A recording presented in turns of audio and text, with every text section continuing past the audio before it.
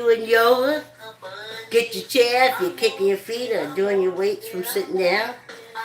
Jump on your bike if you're biking. Jump on your treadmill if you're treadmilling. If you're walking. Great Rising! Hey, thanks for coming on the walk. Thanks for commenting, and sharing. Thanks for subscribing. There we are. Yes, indeed. Yes, indeed. Let me do all those things I just told you to do. Power on. Bluetooth mode. I don't know if you're supposed to say happy. The Bluetooth device is ready to pair. I don't know if it's fair to say happy Memorial Day. You know, I would be at barbecues and picnics and stuff. Because you all know I volunteered. No, I wasn't in the service. I tried to go in. But that was when the cults was really in control of the military. I mean, they're in control of it now, but that's when the cults was really in control. And they said, no, you can't fight in no war. Only menses can fight in wars. So they made it almost virtually impossible for women to get in. So the women that did get in, I was very proud of them. But in 1977, when I went, for women, you almost had to have an IQ of a brain surgeon. But for men, you could have an IQ of a snail and you were accepted. So there's that. Hey! So Memorial Day, you know what I was thinking? That Elijah, my sperm donor, for me, I can't remember when he died. I can't remember. I think he died last year. I think it was maybe after Memorial Day. I really don't know. But anyway, cheers to you. My daughter poured libations and stuff. She has her ancestors area that she sets up and she just pours libations to them. And Elijah is, he's gone from the veterans in November to the memorializing in May since his passing. Since his separation of matter and energy. So, but I gotta tell you,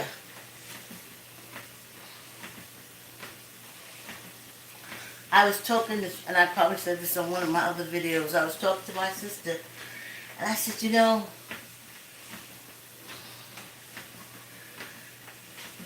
I believe he could have been a much different person had it not been for Jim Crow and making him stand up in his uniform from like Virginia to Charleston, South Carolina. The person that got on that bus and the person that got off that bus was two different people. But knowing what I know now and looking back from talking to my sisters and my brothers when we did speak. No, we didn't speak. I called them. Let's put it on the table.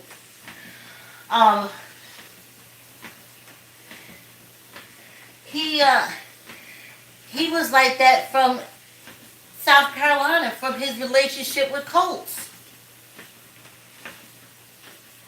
Yeah. It was from his relationship and his mother's cult. Well, basically, his stepfather was a deacon. It was his church. He was a deacon in good standing. And I think a couple of his brothers were deacons in the church in good standing. And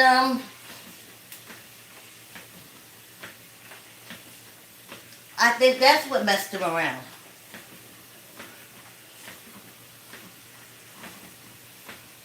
You know? I think the coach did it.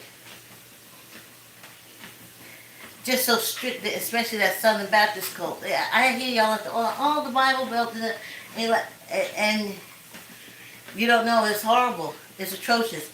Even when Spike Lee wrote his book, no, wrote the a movie, Crooklyn, where I could totally relate. The mother died from cancer, the whole 9 yards, and the girl winding up going down south.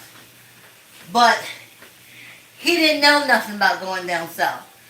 That's where the disconnect was with me, with the Queenie and the couch, and I was like, he caught a little bit of the cult, the essence of the cult, but not the cruelty of the cult. You know.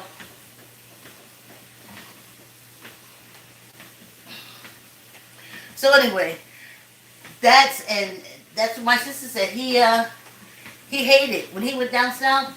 He hated pastors. He hated pastors. He hated reverend. He hated anything to do with Christianity. Anything to do with Christianity. But he was raised in the cult. And somehow, after making him stand on that bus for all that long time, he found the Elijah Muhammad Muslims, and they talk hate. Christianity, they talk hate. White people hate. But he was all down for it because y'all made him stand up in a uniform. He was over there ducking and dodging bullets for the United States. And you made him stand up from Virginia to South Carolina. Talking about breaking them, building them up and breaking them down, building them up and breaking them down. Whew. So, now he has the separation of matter. The separation of matter and energy. As we all will have. So, let me see.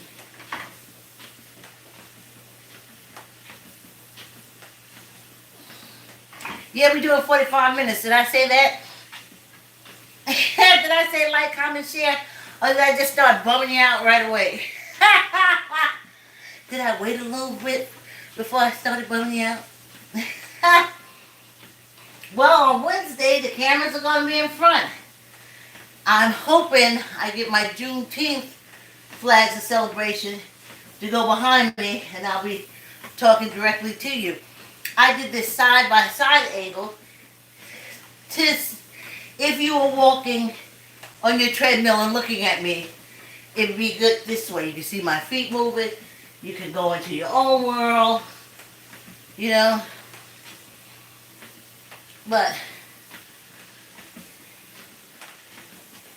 let's see. Let me take my pulse. So, that's, and all the other,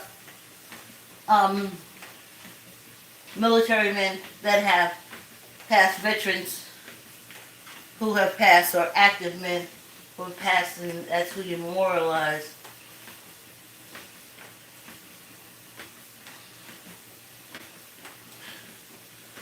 But I gotta tell you, I don't got no nickel in the dime, and my name is Bennett, and I ain't got no sons to put in it.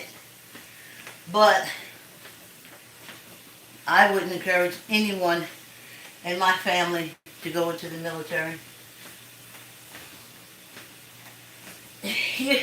You're not fighting for anybody but for rich people. You're putting your life down for corporations. And I can tell you, they don't give a shit about you. Please. I was a corporate drag through, especially minorities. Please.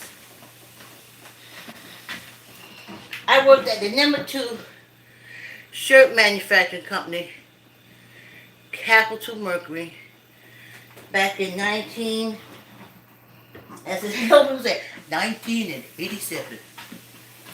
And they had a factory in Arkansas. Yeah. And one in Alabama. I started in September. I don't know, 85. And I want to tell you,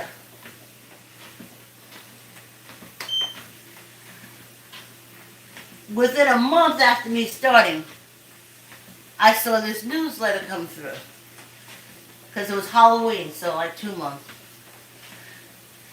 And down south, in the Alabama and Arkansas factories, they would do the Halloween thing. Okay, this is bugging me. Give me a minute, y'all. We got 45 minutes, so I'm sure ain't nobody mad if you want to drink water while I'm doing this. I'm just trying to turn this, and it ain't working with me. And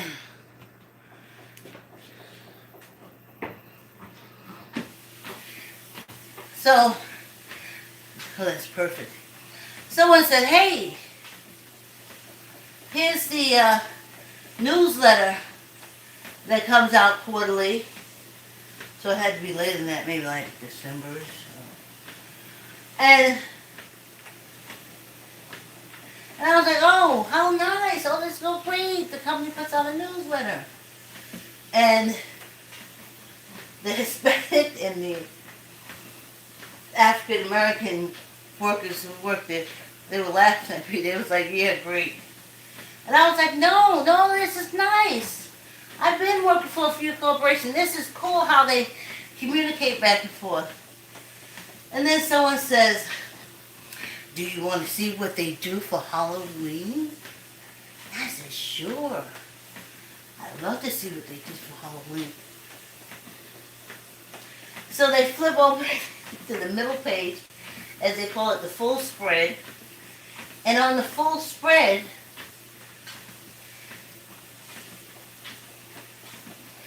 is them dressed up for Halloween. And they all dressed up as white people. Aunt Jemima, black guy with the gold necklace and the afro wig. And these are all Caucasians. These are all like rednecks from Alabama and Arkansas. With the boombox and the afro wigs and all in blackface. All of them were in blackface. And so I said, what is this? And they said, oh, that's the yearly Halloween party they have. And I was like, the only way they can do Halloween is in blackface? Don't nobody got no Superman costume? Wonder Woman costume? Adam Ant costume? Green Lantern? No, they just put black on their face, throw on wigs, throw on different clothes.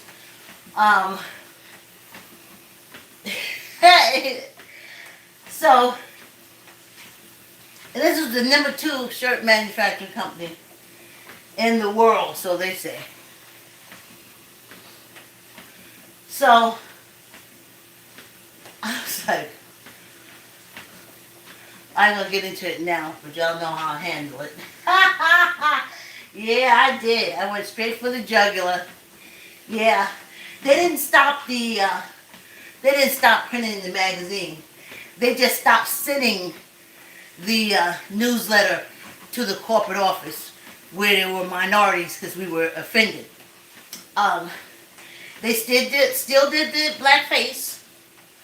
every Halloween.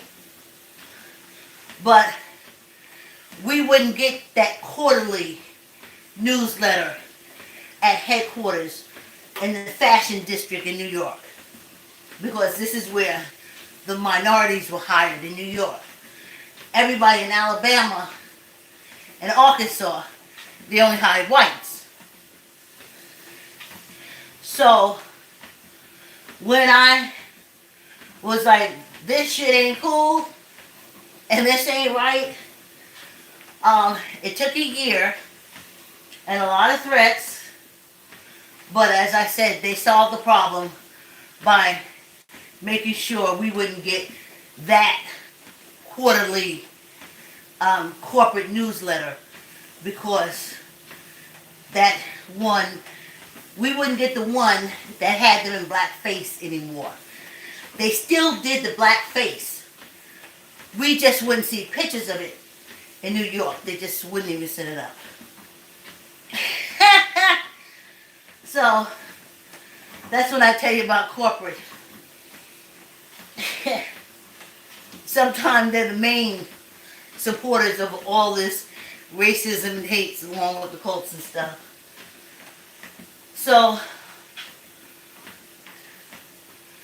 a corporate going to war for corporate does, and I just want to get this out because it's Memorial Day. I volunteered at the Veterans Hospital in Charleston, South Carolina for 4 years.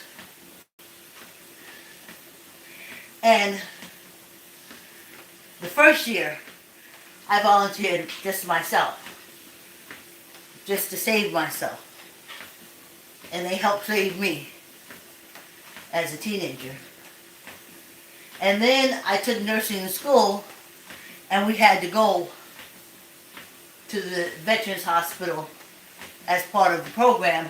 So then I was able to get a job and still volunteer at the Veterans Hospital, Veterans Administration Hospital, Charleston, South Carolina. And from taking care of all those veterans from 20-something to 60-something, I was able to see, as I got older and did more research, I got the understanding. But the happiest veterans were the World War, if they were still alive, World War I, World War II vets. They knew that they were fighting to get rid of Hitler and save the whole world.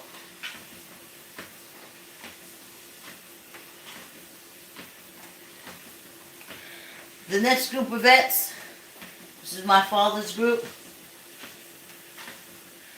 was the Korean War veteran.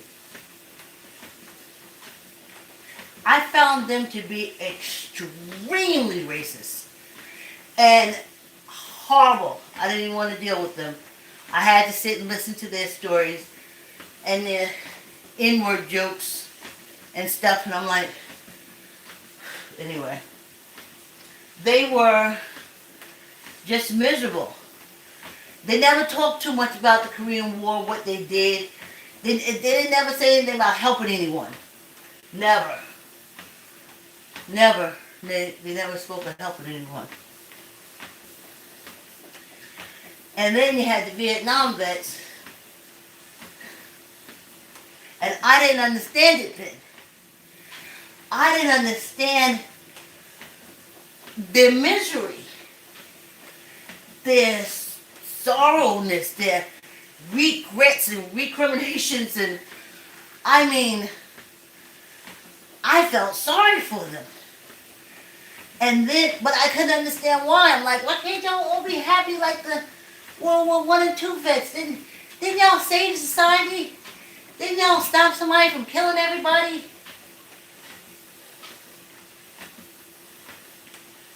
Found out later, those were the two from that I came to the conclusion from my research.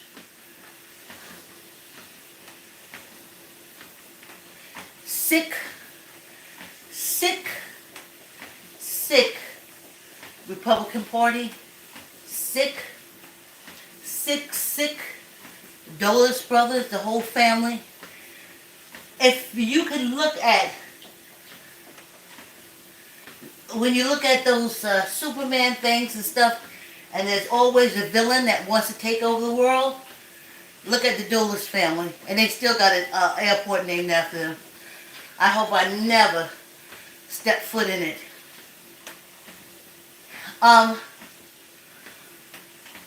So that's how the vets felt.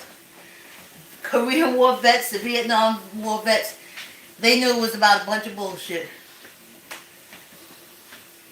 And I didn't know then. I was just like, why can't you be happy like the other veterans? The World War I and World War II veterans. They were a little nasty on the inside, but overall they were happy with being in the service. Not them Korean Vietnam people. Whew. Yeah, y'all, yeah. Please like, comment, share. Tell a friend, tell a friend. Whew. I tell you, ain't nothing like a good sweat. That's what this game is all about, honey. Whew. I dress to sweat. Ooh, ooh.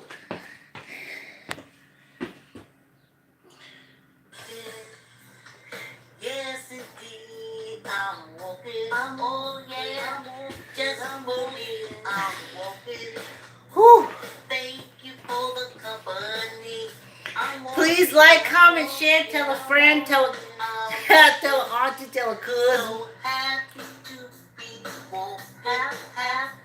Happy to be walking. Thank you for the company. Y'all laugh at my song if you want to, but there's no doubt about that it's my song. I didn't take it from nobody else. I'm not using anyone else's material. I set that at the garage band, and I can't even do it again. It was a one-shot deal.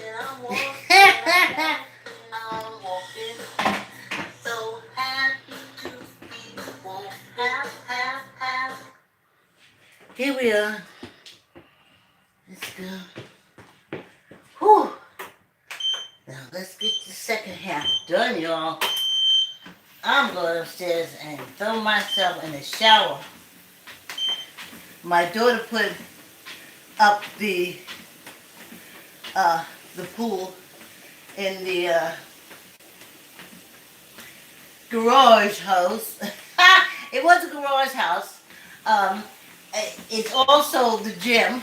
I kind of saw I was going a little on a crooked way. I was like, ooh, Vicki, you're a little on a crooked. And you know what this is? Sorry, y'all. Keep doing whatever y'all doing.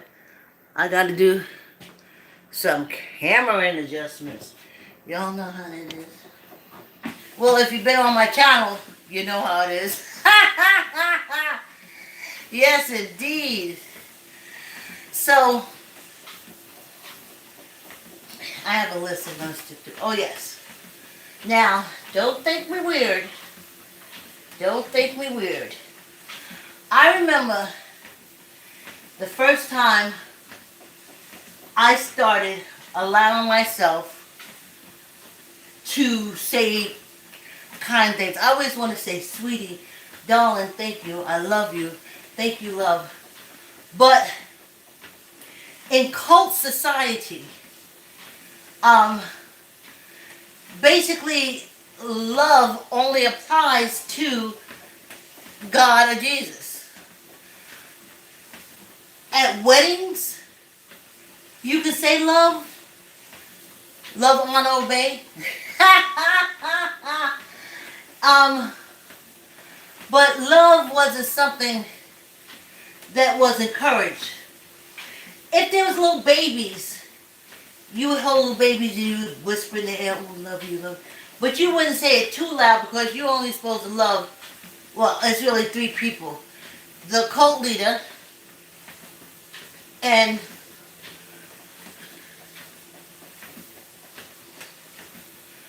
So, whew. So I said, you know what? Because in the cult of you said, you know what? You look really pretty. The first thing they want to know is what you want. What's wrong with you? You never trained to say, oh, thank you. What do you want? What's wrong with you? You want the devil in you? Everything. Everything. Everything. Everything dealt with the devil. Everything. Sickness, devil's in you. Don't want to go to church, the devil's in you.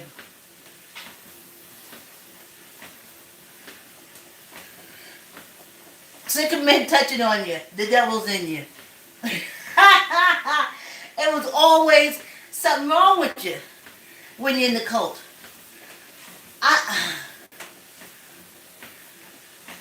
You're always going to be inferior in the cult. Unless you're the cult leader. Or amongst the cult leaders. Other than that, you're the inferior.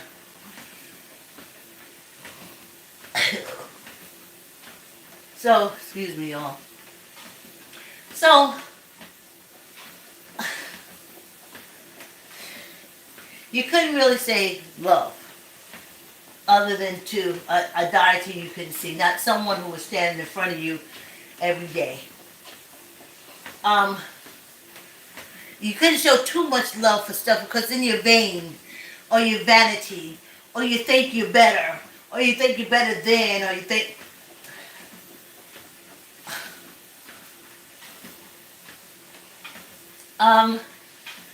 Being smart was not uplifted. It wasn't uplifted. It wasn't no big thing.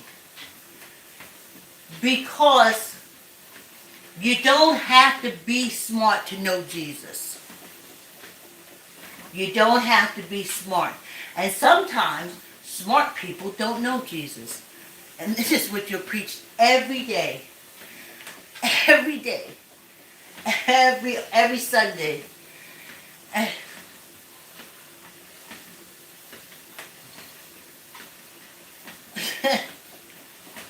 Incredible. So, I made up in my mind, it's like 20 years now, and of course the cult members and cult leaders gave me the same eyeball. What do you want? What do you mean my dress is nice? What do you want it? You want it? No, you dress like this nice. Not thank you. No, because you don't compliment. The only person you compliment is Jesus and God and the cult leader. Nobody else gets complimented. Jeez. See, my grandmother and my grandfather, he was a deacon and she was a deaconess in the church. So she was in the top leaders. So of course they told Sister Days all the time how delicious her cakes looked. She had the best cakes. She made the best dress because she dressed a lot of women in the church. She made their clothes.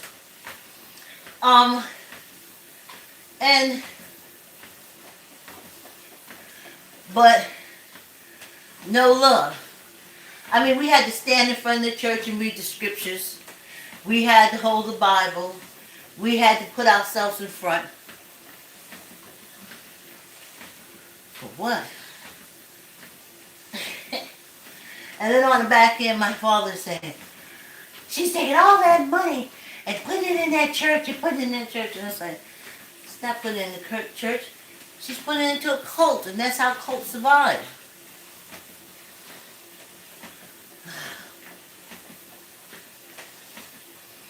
Incredible. So anyway, I started saying I love you. And I started telling my daughter that, and I apologize for not saying it as much to her. And when we're on the telephone, if we're partying, I make sure we say, I love you, I love you, I love you. public displays of attention. But I had to go through a lot. And then I had to tell myself to keep going, keep saying it, keep saying it. So now it's just a natural thing for me. So I'll be saying it for the month of June because, you know, I realize all these videos, I get so excited when I think about it. And it's going to get me through the last few, well, several months of this year. It's going to get me through to Emancipation Proclamation Day when my last walk on camera. But I figured I want to use June and going forward to always try to say something nice and comforting to me. I see myself like, you know, maybe I can't put up the computer anymore to take my videos that I download and look at them. And I do have access to a computer somewhere I can look at my videos. And I just want to say, Vicki, I love you. I'm sorry. Please forgive me. Thank you.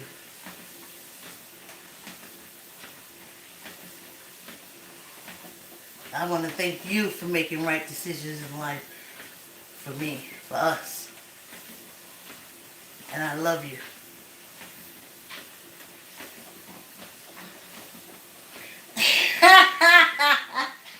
Yes, indeed. Yes, indeed. I see myself later on in life. I don't know, maybe no one I know that's around me, no one knows my history or anything.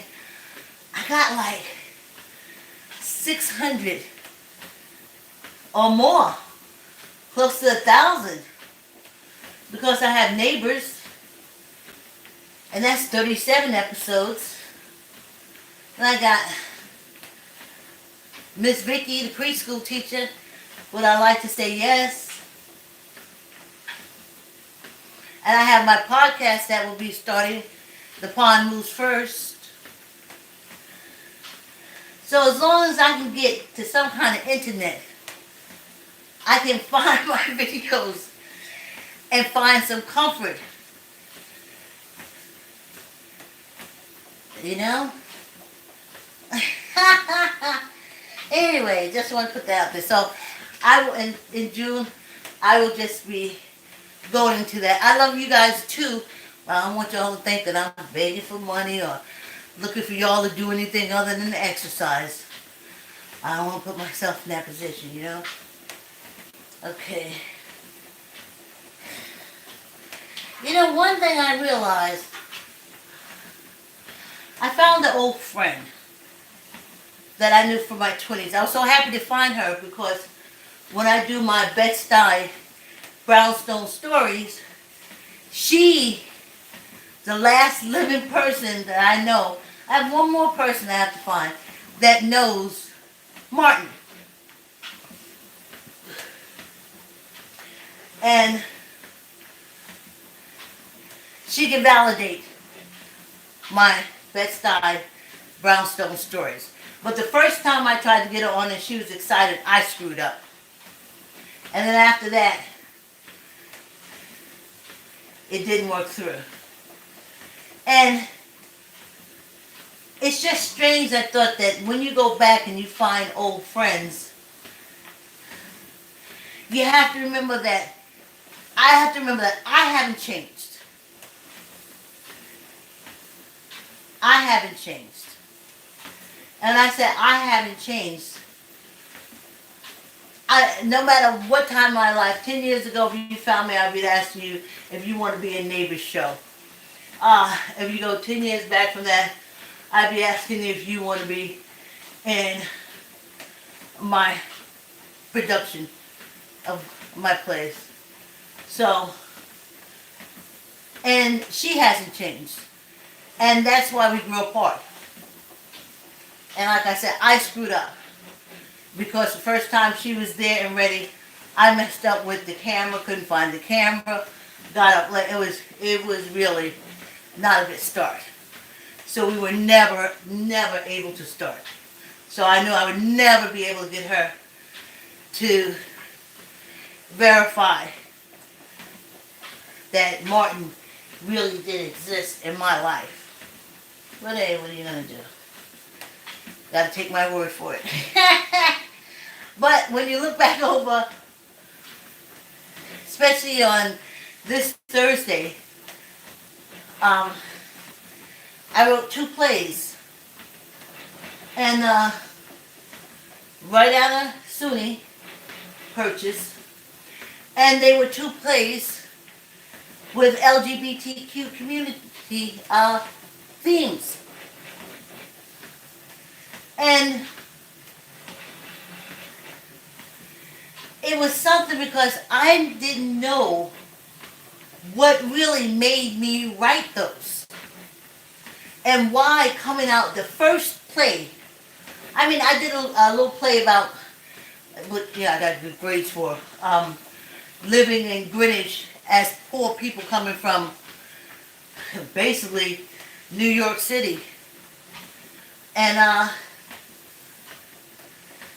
that got me in reading. They would, you go from the playwriting group and it was good. They would send it over to actors and actresses, and then they would put in reading, and you would go over there and look at it. And I didn't understand how I came up with those ideas. Now the play got me into the Henry Street Settlement. It got me into the Village Gate. But I was big into the cult then. And cults don't like anything different. So I was like, oh my God, my life is going to be made terrible. I'm not going to be able to get into the play world if I really pursue. And then also, I couldn't find any really gay actresses or actors to perform the play, so they didn't give it that realness that the play needed.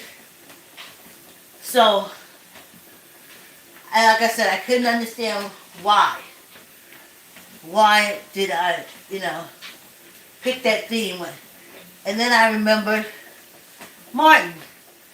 And in my early 20s, I had the majority of gay friends. Transgender women. Just gay boys. Gay boys, gay boys, gay boys. We had so much fun. But then, 10 years later, my life has changed. I'm in Greenwich. I forgot all about it. But the first 2 one-act plays I write is homage to them, my bestest friends, and from my 20s. And in particular, Martin. And that's why I love T.S. Madison. Y'all have to look at her YouTube channel and stuff. She's doing a lot of great stuff. And so, that's where that came from. But I had totally put out my mind. So, I lost my chance for my friend to say, yes, Martin really did live, and to put it on video.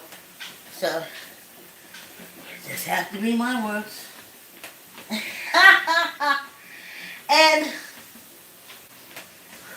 what else? I put down ancestors. And I put down Elijah, but I already spoke about him. Please like, comment, share, tell a friend, tell a friend.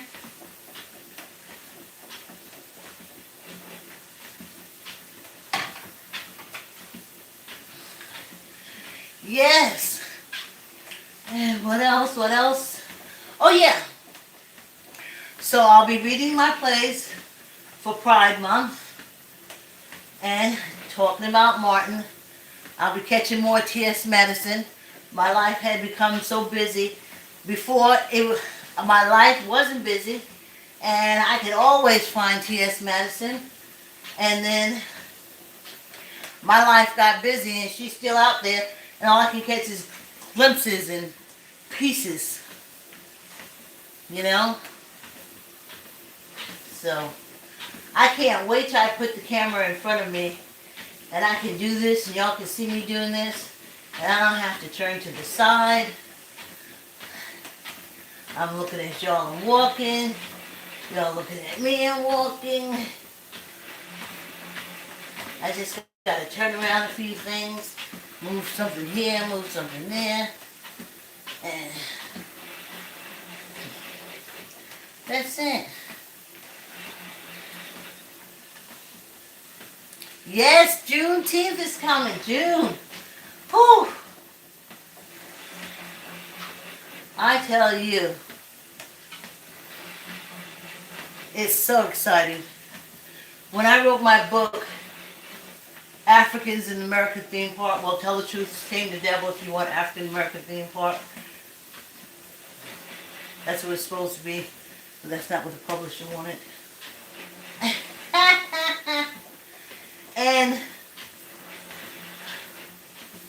whew, try this in a minute. Anywho, whew, I'm gonna slow this down some. Let's see when.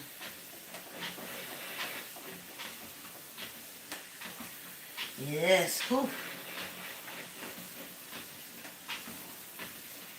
So we'll start out Monday good. End of the month.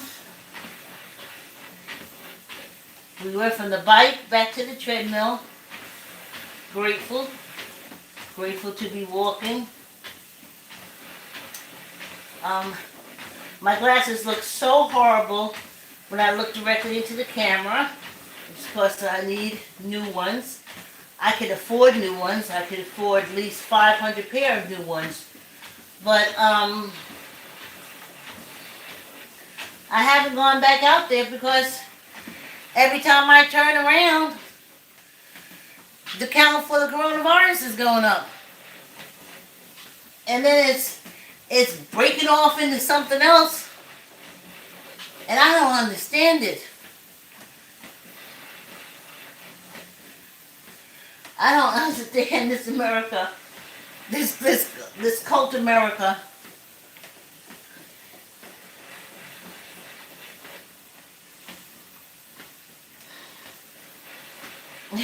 This cult America, where it's more important to get you back in church than it is to keep you healthy. But how the con men, the cult leaders, no, the reverends and the pastors and priests supposed to make it if you don't go to church? I really like stretching my my fingers. This has been really working for me in more ways than one.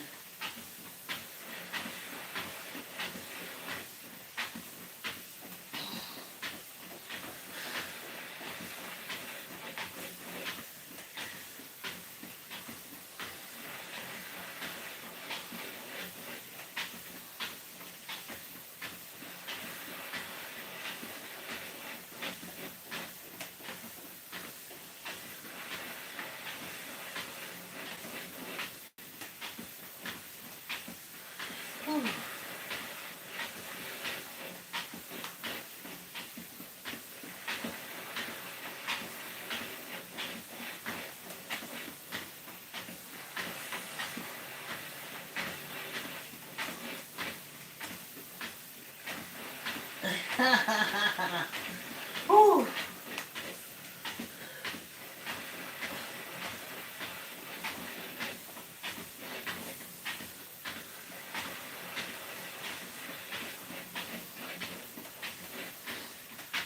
Yeah, I guess as you get older, you don't think about your fingers. They just hang from the end of your wrist.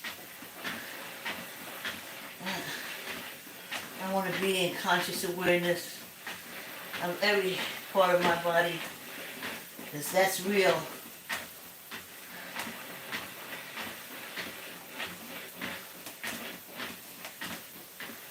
Whew, that was nice.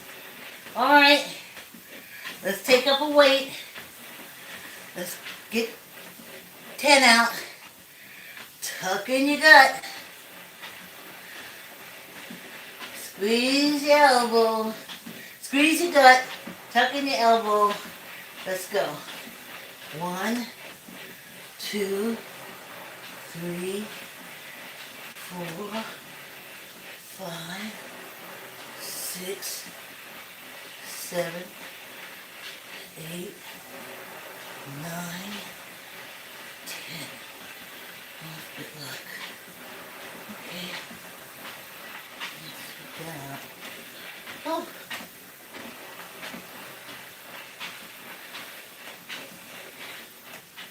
Take your elbow in.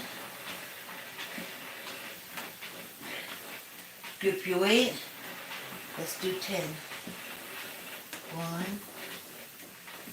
2, 3, 4, 5, 6, 7, 8, 9, 10. And one for good luck. Whew. Yeah, y'all. Like, comment, share, tell a friend, tell a friend. Tell her auntie. Ask me to please walk in. Thank you for the company. Yeah. Ha ha. Woo. We made it the whole month. Little bike ride through it some. Well, we mostly walked. Yes, indeed. I'm walking. Oh, yeah. Just for me. I'm walking. Thank you for the company. I'm walking. I'm walking. I'm walking. I'm walking. So happy to be walking. Happy to be walking. Please like, comment, share. Thank you for the subscribe, and I want to thank all the subscribers that I have now. I came over with nothing, and I'm balancing out between 89 and 92. But I'm grateful, and I hope you're getting healthy as I am, feeling good as I do. Yeah. So happy to be walking. Happy to be walking. Thank you for the company. Yeah, y'all. Woo.